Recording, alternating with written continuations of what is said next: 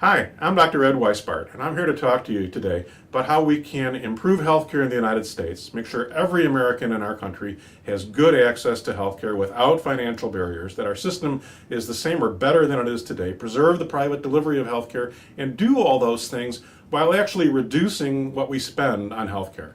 So the punchline is we're going to be talking about how to simply improve Medicare and give Medicare in its improved form to all Americans. So Medicare for all is what we're here to talk about. And I'll make the business case for that. I'll talk to you about the finances of that, the economics of that. So my background, I'm a family physician. I practiced for 20 years in Chicago, delivering babies and taking care of older folks and newborns and all that stuff in between. And I still volunteer at least once a week at a safety net clinic in St. Louis, where I moved in 2003. And I moved here to be Chief Medical Officer at Express Scripts, a pharmacy benefit management company, from which I retired in 2010, but I continue to volunteer in safety net clinics. And then around 2012, I organized the Missouri chapter of a national organization called Physicians for a National Health Program. We have about 20,000 plus members around the country. We reach about 2,400 people in the state of Missouri now, actually. And we say two things. We say we should give Medicare to everybody in the country, and then in Missouri we also say that we should take advantage of the Affordable Care Act and expand Medicaid in our state. So that's my background. These countries that you're seeing here, scrolling up the screen, all have life expectancies longer than we do. So I'm a physician, we're going to talk about the business side of this, but the fact that our life expectancies are so much shorter than those in other countries is profoundly unacceptable to me. We're not going to dwell on that, but that's a big problem. You can see across the bottom of the chart, you're going to see a lot of countries on this particular chart. Some countries will have, some of my slides will have fewer countries listed, and it's not because I'm picking which countries to show you. The slides all come from different data sources, and so in some countries, in some slides, there will be a lot of countries listed and some not so many. You'll also notice in the bottom left corner of each of my slides, there's a footnote. So it's in pretty small font. You might have to stop the video and zoom it up a little bit, but it'll show you exactly where all of my data comes from in case you want to dive in deeper or question any of it. So our life expectancy here is really not as good as you might have hoped or thought it was. And secondly, we spend an awful lot on healthcare. We spend roughly double what any other country spends. I should also mention in these charts, if you can't read the countries along the bottom, the United States will always be the country that's a little bit different color, and most of them it's a red line all the way to the left. So we're spending roughly double what any other country spends, and we're not living as long as these countries that spend half of what we spend. Certainly there is more to life expectancy in a country than just the way they set up the finances of their healthcare system. There are other factors that feed into it, but this is a big one. This is a big one. So it turns out most of the money we spend on healthcare actually comes from our tax dollars. And I'll show you why you don't usually see that, but it is true. Most of what we spend on healthcare is actually, in the United States, tax funded. And yet we don't get the kind of results that other countries who would have tax-funded programs achieve. So how is it that we spend so much from the taxes? First, there's tax subsidies that you're familiar with. Secondly, we pay for the benefits for government employees, the military, the post office, at every level. Government employee benefits are tax-funded. We pay for care through the Veterans Administration, public health dollars, and the two that you usually think about, Medicaid and Medicare, of course, comes through basically our tax dollars. If you only look at Medicaid and Medicare, no, the majority is not coming from taxes, but it's unfair to not include these other areas. So at the end of the day, most of what we spend on healthcare today is indeed publicly funded from our tax dollars. Why do we spend so much? We spend so much for two reasons, one of which is because we charge so much. Our prices are incredibly high. So here's one example, little baby Betsy, who cost, I don't know what she cost to be delivered, but a normal delivery in the United States typically costs about $10,000. So a young family that's having their first baby or their third baby through a normal process, they're going to be out $10,000 on that process. In other countries, it's a tiny fraction of that cost. In this example, in Spain, it's $2,000 for it. So normal childbirth costs $10,000 here. And it's not just childbirth, it's pretty much any medical procedure you can think of, and any other modern country you can think of. Our prices are quite high. Don't worry, I'm not going to show you a picture of an appendectomy or any of those other gruesome things. So we spend a lot on medical procedures, and we spend a lot on drugs. The prices of drugs in the United States are extraordinarily high. And think about that. The United States has the largest pharmaceutical market in the world, right? Americans consume the most drugs, and yet, despite this huge market that we have for drugs in the United States, we have the worst prices. That's not how a free market is supposed to work. You're supposed to have the best prices if you're the largest customer. It's not the way it's working here. These prices are so high that actually healthcare, as you probably have heard, is the most common reason for bankruptcy. Medical bankruptcy is the most common form of bankruptcy, and within medical bankruptcy, the price of chemotherapy drugs, cancer patients, the people who can least afford to go shopping around, cancer patients are the most common reason for medical bankruptcy because of these prices, And it's not just cancer, it's pretty much any drug. If you roll up the drugs together, the United States, we on average spend about $1,000 per person per year on retail prescription drugs, and half that in the rest of the modern world. So our prices are high. Why has the free market solved this? A lot of people talk about, let's put skin in the game. Let's let the free market take care of this. I submit to you the free market is not going to solve our problem in healthcare. Let's look at what's happened with the free market in drug prices. So over this eight-year period that we're showing you here, general inflation in the United States came to 12%. Brand drug prices, a little bit higher, 264%. Why didn't the free market control that? And what does this do to all of us who are working and to employers? The business community actually foots a big chunk of this bill.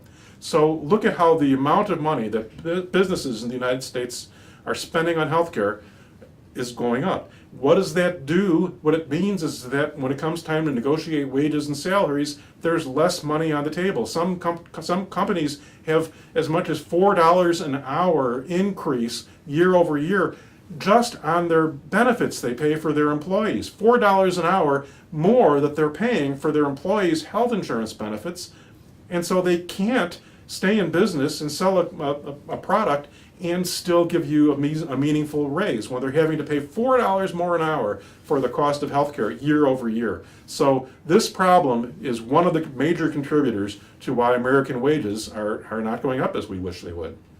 So what else is going on? Is it because Americans are running to the doctor all the time for everything? Well, here we are. You can see it says that little red bar there in the middle. No, actually, we go to the doctor less than they do in most other countries.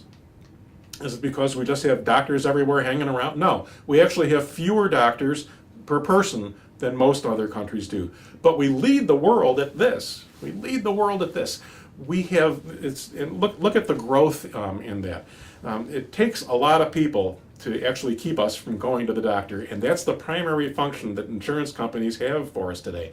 If you think about it, we're paying the insurance companies to tell us which doctors we can't go to, and to tell us which hospitals we can't go to, and which pharmacies we can't go to. That's the main interaction most of us have with our insurance industry. And this is not just disruptive, it's expensive. It's really expensive. Look at that red area. It's really expensive to have all these great folks who are doing work to impede care, frankly. If you add up the number of people working in the country in billings and accounts receivable in hospitals and compare that to the number of beds they have in hospitals, we actually have more people working in the billing department, more full-time people in the billing department of hospitals than we have beds in the hospitals. So the average hospital in the United States could currently, today, could relocate their staff and put somebody full-time at the foot of every bed in the hospital and have an entire department left over. That's expensive. We don't do that with nurses. We don't do that with doctors, but we do that with the billing department. They never close. The billing department can afford to do that. This is expensive. So it winds up consuming actually a significant chunk of what we spend in healthcare. It consumes roughly a third of what we spend in healthcare. No other country does this. The billing departments in other countries are not entire buildings full of billing staff. Every hospital has floors of people that are just doing the billing. No other country does that. It's incredibly wasteful. And it adds up to roughly 31% of what we spend on healthcare today. So I personally buy my insurance for myself and my family through the marketplaces, thanks to the Affordable Care Act. And I spend about $1,500 a month on my insurance premium. So if you do the arithmetic, and I have done this arithmetic every month, I write a check to the insurance industry to prop up the insurance industry for $465 every month, and you probably are too, or your employer is on your behalf. I'm fiscally prudent. Like I said, I wouldn't be supporting Medicare for all if I thought it was an imprudent strategy. So personally writing a check for nearly $500 just to prop up this insurance industry that then tells me who I can't go see for my health care, I don't like that, and I want to stop doing that. So other countries don't do that. How do other countries set this up? Well, I'll give you a sort of a simplified version because we don't want to spend spend too much time on this, but there's three basic models for how healthcare is organized around the world. One model is what I would almost consider in this description, kind of an extreme version. That's a national health service. It's not what we're here to talk about today. A national health service. And so this is where the government of the country actually views healthcare as a service that they provide, a national health service. So it's publicly funded, it's paid for through the country's taxes, and it's publicly delivered. So the government in that country actually directly employs the physicians. They've actually built the brick and mortar hospitals and clinics. The government is delivering the service of healthcare.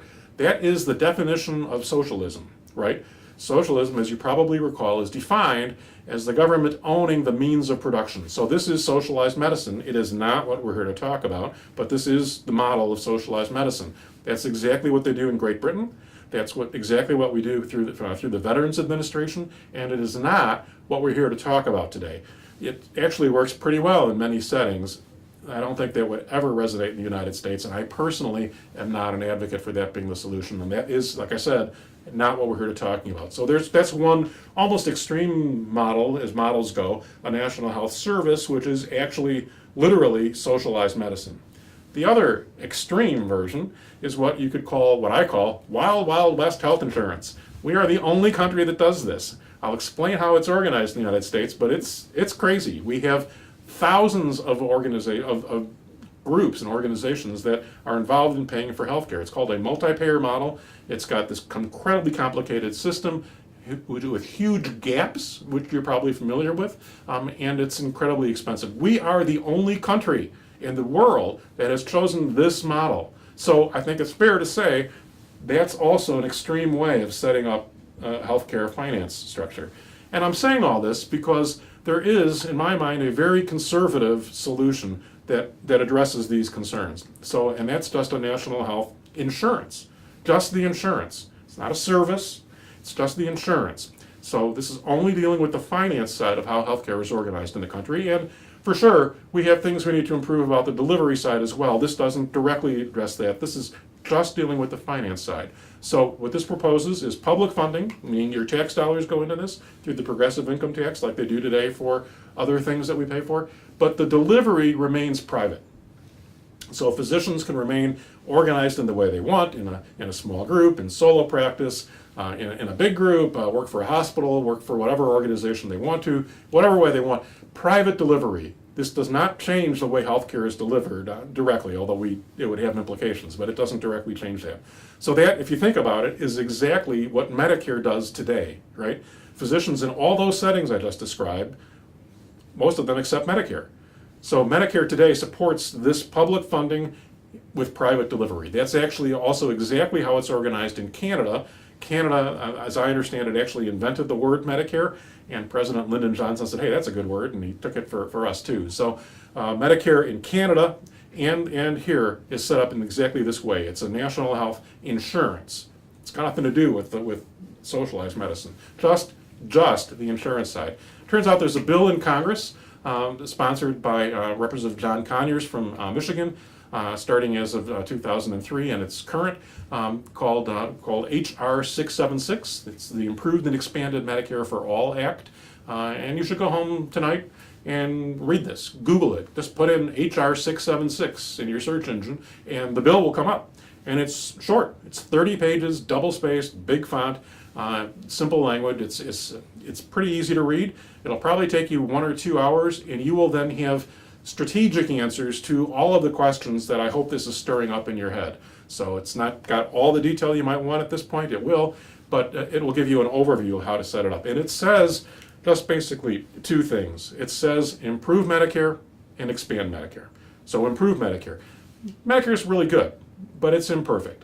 And so we know what the flaws are with Medicare today, and we need to improve them. So what are the flaws with Medicare today?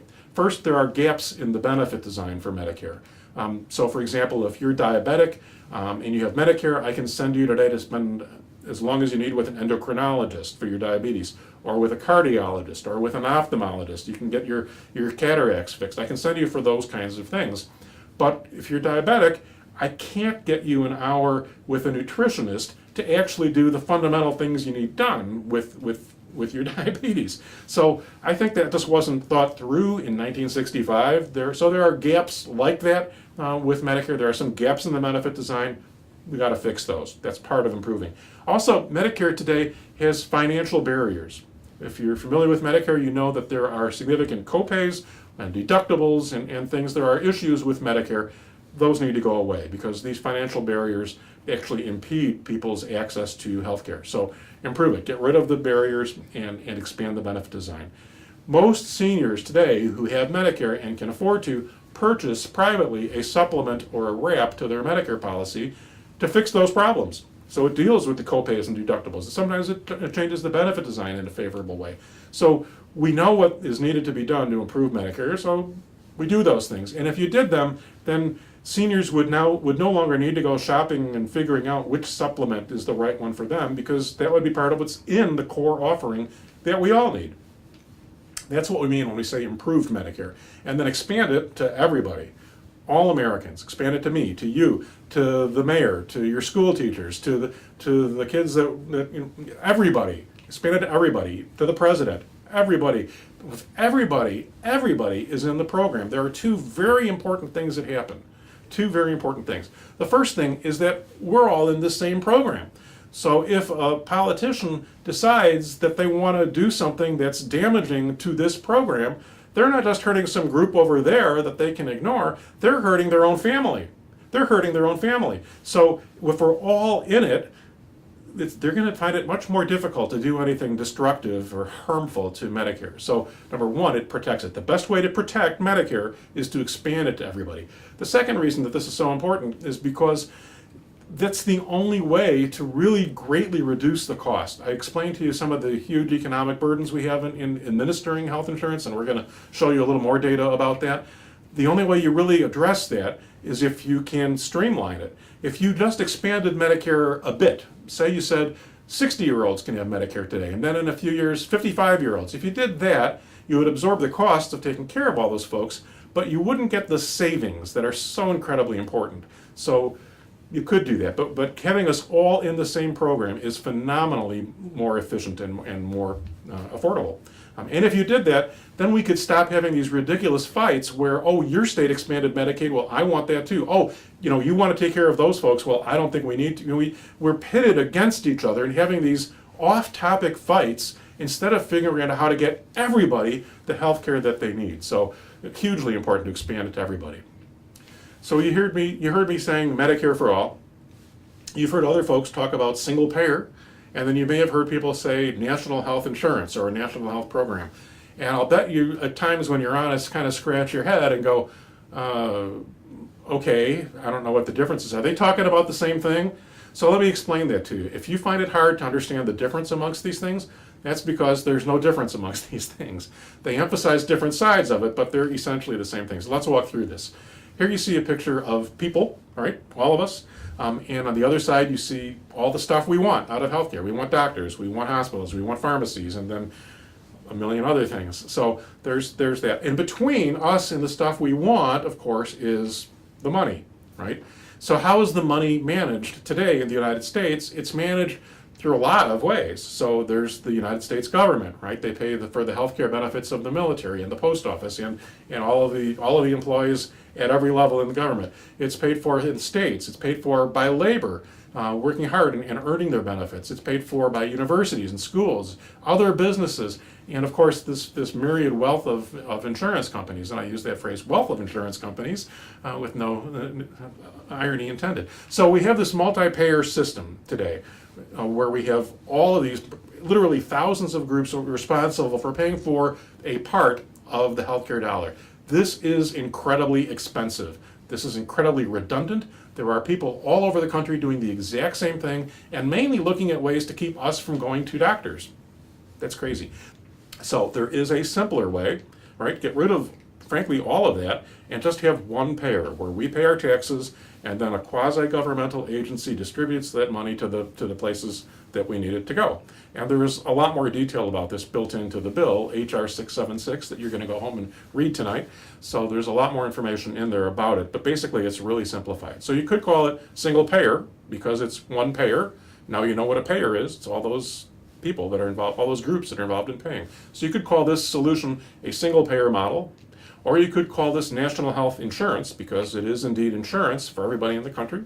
Or you could call it Medicare for all because that's the model that we're suggesting it be built upon.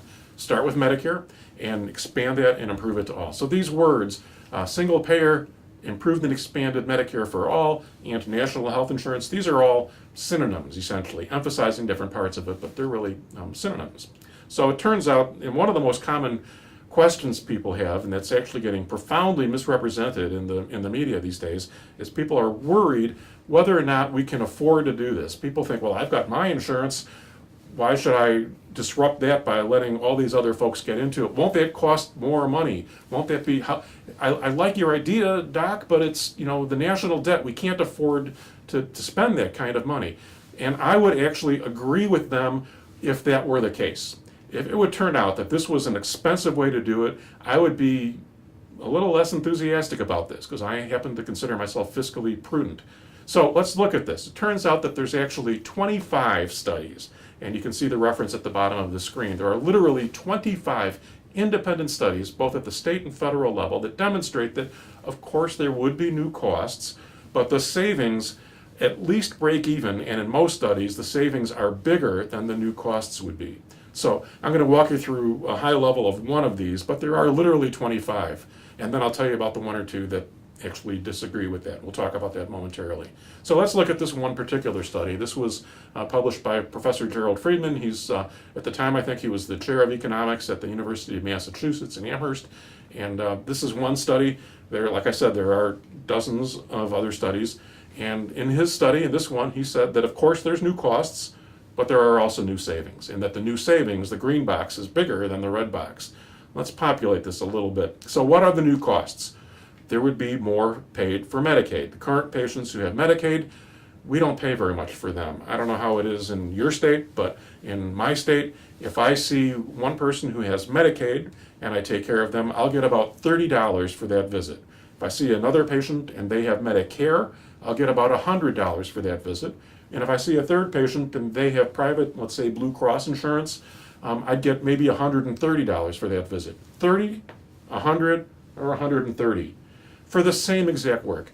I can bill it identically with the same codes. I do the exact same work. I spend just as long with each person because what am I supposed to do? Not take care of somebody who's in my office? The same exact work, and yet a huge difference in what physicians are paid. And that's why you'll see physicians who struggle to actually accept many Medicaid patients in their practice because it's a loss leader for most. It's hard to do. So you would have to pay physicians more to take care of Medicaid patients.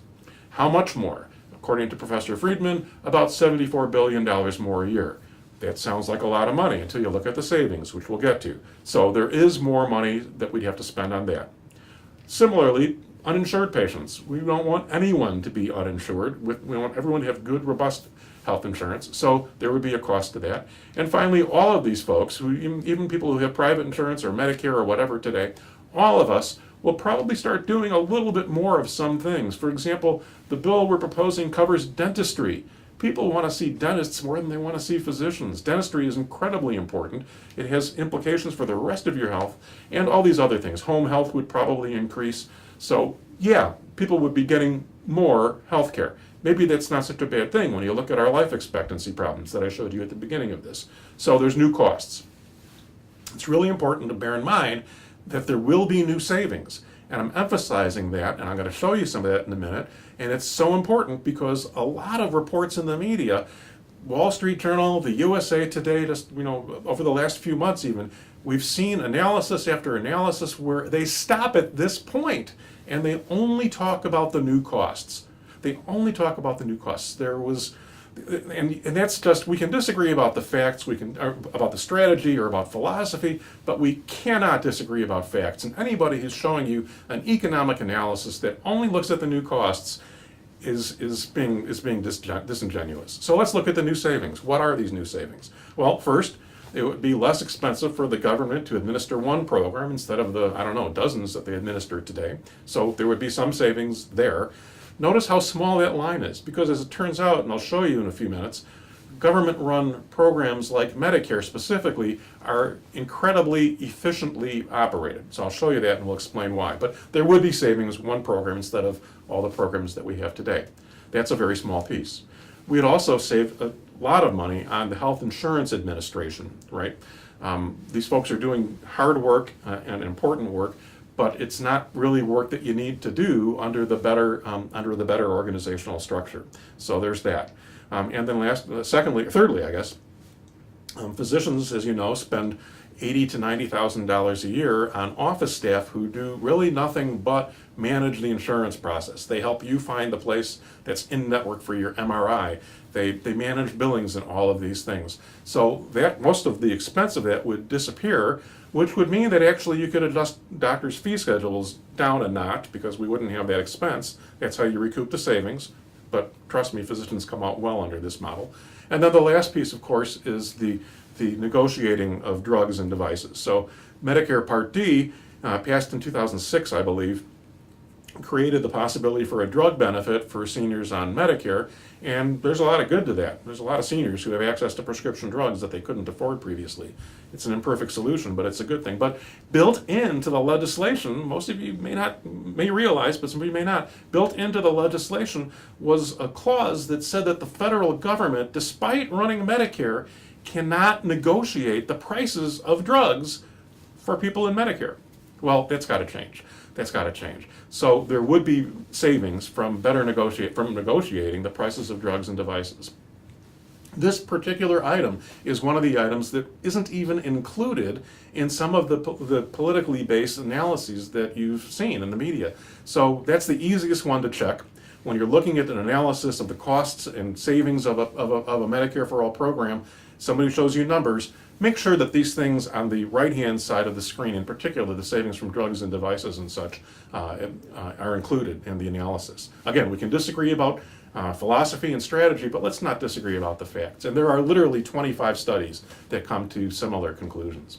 So why Medicare? Why am I talking about building the solution based on Medicare? Well, Medicare is pretty good. This is my mother-in-law. Hi, Pat. Hi, Ma. It gives her complete freedom of choice. People on Medicare can go to 95% of physicians in the United States, in any state. In any state. They don't have to look at the little directory that their local insurance company is giving them. They can go anywhere in the country. So my mother-in-law actually has the very uncommon heart condition, and she lives in Florida. And as it turns out that some of the experts in the world on this particular condition are in St. Louis, where I live. So we were able to bring her to St. Louis. We had to pay for the air ticket, but we brought her here. She saw the physicians here. She got spectacular care, and she was cured pretty much of this problem. And she didn't pay anything for it, well, except for what she had previously paid in taxes and what she pays in the Part B fees. But she essentially got it. So does your insurance let you do that? Does your insurance say that if you need to go see a doctor in some other city, some other state, that's going to be considered in-network? Medicare is the program that does that. So Medicare means freedom of choice for Americans. That's one thing it means. It also means that we are healthier. So I showed you that our life expectancy is far from the best in the world. So let me show you another way of looking at that. On this chart, This is not life expectancy. This is American life expectancy compared to the life expectancy in 17 other peer nations: Switzerland, Italy, Germany, the nations you would think we're comparing ourselves to. They have advanced systems. So this is our life expectancy compared to life expectancy in other countries. So as you get older, your life expectancy actually increases, if you think about it. A 60-year-old is really not going to die when they're 40. It's not going to happen. So all the things that that might kill a 20-year-old when they turn 40 didn't happen to the 60-year-old. So as we get older, our life expectancy gets longer. That's not what we're talking about, but I wanted to make that clear. On this chart, I'm showing you our life expectancy by age as compared to the life expectancy by age in the 17 other peer nations. So if this is how we compare to other nations, you can bet, as you would be correct, we're at the bottom of the chart. There we are, number 17 or 16, 15 a little bit. So we're pretty much at the bottom of the chart as life expectancy by age. There's a 30-year-old's age in the United States, life expectancy compared to a 30-year-old in 17 other countries. We're at the bottom of that. Then something that you knew, but then something very interesting happens. We turn 65 and our life expectancy rankings skyrocket. They skyrocket so that after a few years, we become pretty much the best in the world at our life expectancy. What happens at age 65? We all get Medicare. It doesn't happen immediately because you have to kind of get over the problems that we've accumulated from not having health care. But our seniors, American seniors who have Medicare, have just about the longest life expectancy in the world compared to almost any other modern nation. Medicare makes us healthier. It also is incredibly efficient. We waste a lot of money on the insurance side, as I showed you. We don't waste very much within Medicare. So here's the insurance overhead in the first quarter of 2016 for the four larger insurance companies, and this is for the wonks out there. This is medical loss ratio from 100%, so basically overhead. And as you can see, the big insurance companies have 15, 18, almost 20% overhead according to their SEC filings. So what does Medicare have as an overhead? 1.4%. Traditional Medicare, Parts A and B, which is hospital and outpatient stuff, 1.4% overhead, as reported in the Medicare Trust Fund report. And that supposedly is all-inclusive. That includes the brick and mortar of their buildings. That includes the cost of the staff at the IRS that collects the taxes on this part of things. It's all-inclusive, 1.4%. Some have said maybe that should be a little bit higher, maybe it should be closer to 2%, because Medicare could probably use some refinements in how they do things that they need to do. So 1.4% is the number that's published today by the Medicare Trust Fund report for Parts A and B. If you add in the commercial parts of Medicare, which is Parts C and D, it goes up to a total of 6%. So Part C, as you recall, is the Medicare Advantage program, used to be called Medicare Choice, and Part D is the drug benefit. And both of those are administered by the private insurance industry. This is an incredibly important point to look at right now. Look at how much more expensive the overhead is for the private parts of Medicare, Parts C and D, as compared to traditional Medicare. It's way better than private insurance, Aetna, WellPoint, Anthem, United, and those, but compared to traditional Medicare, the overhead is phenomenally higher. And the reason that's important is we're starting to see talk about, well, Medicare for all, but why don't we give those private insurance companies a little niche in that? So instead of making it Medicare for all, let's make it Medicare Advantage for all. That would be better than we are today, but that would mean you'd go back to having a network. They would get to pick which doctors you get to see, and the overhead would be 3 times what it is if we did just the simple, obvious plan. So better, but oh my gosh, we should not be advocating for Medicare Advantage for all. That would be Medicare Disadvantage for all, if you ask me. So we want traditional Medicare improved and expanded to all Americans. So you don't have to take my word for it. It turns out that we've all been living through this experiment for the last 35 years, I guess it is. Before 1971, the United States and Canada, so we're going to reference Canada here, were almost the same in terms of our healthcare results. So I'll show you the data, but before 1971, our two countries were spending the same amount as a percentage of GDP on healthcare and following the same cost trends. I'll show you that. And our life expectancies before 1971 were less than a year apart. We were almost the same. So 1971, before 1971, we were almost the same. And then there was a fork in the road.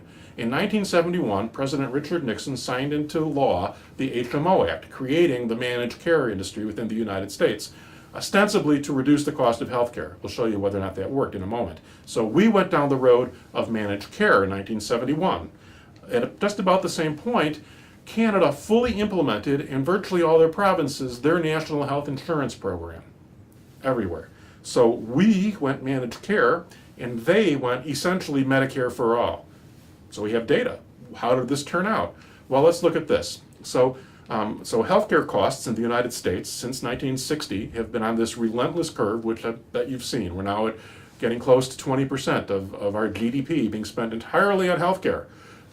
And you can see in 1971, when the HMO Act was passed, not really much of an impact on the cost trend. So that didn't seem to work. That's part of the experiment. At the same time, Canada implemented their national health program. And look what happened. We were the same, and then there was a fork in the road, and now Canada spends roughly half per person of what we spend on healthcare.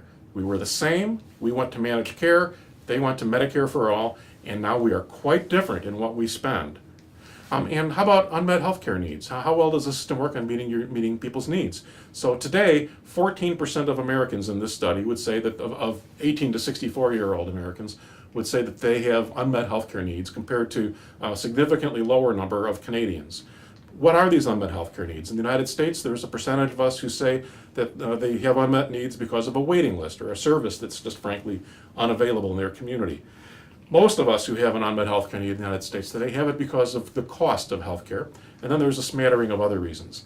Canadians have a waiting list issue. They know this. You know this. You didn't think I was going to bring it up, did you? Well, they do. They have an issue with a waiting list. One thing to bear in mind is that you can actually see the waiting list in Canada. You can go online and look at whatever specialty you want within whatever radius of your house you want, and they'll tell you Dr. X has a 1-day waiting list, Dr. Y has a 3-month waiting list. Well, how far do I have to go from my house to get to a shorter waiting list? That data is available to Canadians in many of their provinces because they have one payer system, and so they're all in the system, so the data is collected and available, so Canadians can make that choice. The other thing to keep in mind is that there's this waiting list is annoying. Most Canadians hate the waiting lists. They all have a story about it, but they recognize that it's not for a life-threatening illness. If you have lymphoma, if you have leukemia, if you have whatever that's life-threatening, that's not part of the waiting list. The waiting list is for things that are not life-threatening, and when I show you the life expectancy data, I think that proves this point. So why do they have the waiting list issue in Canada? They have it because they spend half of what we spend. We don't have to go down to 50% of what we spend today. So it's an issue. It's not as profound an issue as you might have thought. In particular, it's not life-threatening, and they don't have a problem when it comes to important things. And then 1% of Canadians have an unmet need because of the cost of care. It's not perfect. We can probably do better than Canada. So let's do better than Canada. It's not perfect, and we could talk more about that. And then there's a smattering of other reasons. But I think the most important difference when you look back at this data is that Canada, when this all started, I'm sorry my data doesn't go back further, but when this started, Canadians were living about a year longer than we were. That's what you're seeing here. That green dot is the difference between Canadian life expectancy and the life expectancy in America, about 1 year. And since that time, they now live 2.5 to 3 years longer than we do. So when I was 20, and you told me that I could have a system that would add 3 years to my life, I didn't really care so much. If I die when I'm 85 or 88, when I was 20, that didn't matter. I'm 63 now. Those 3 years matter to me. The point is, our system is showing that when you make this fork in the road, they chose one, we chose another. They now spend half of what we spend. They have less unmet healthcare needs, and they live at least 2.5 years longer. It's time to stop this experiment. And that's why, if you ask physicians, most physicians in the United States, 59% in this survey, and comparable numbers in others, agree that we should do this. We should improve Medicare and expand it to all Americans. Thanks.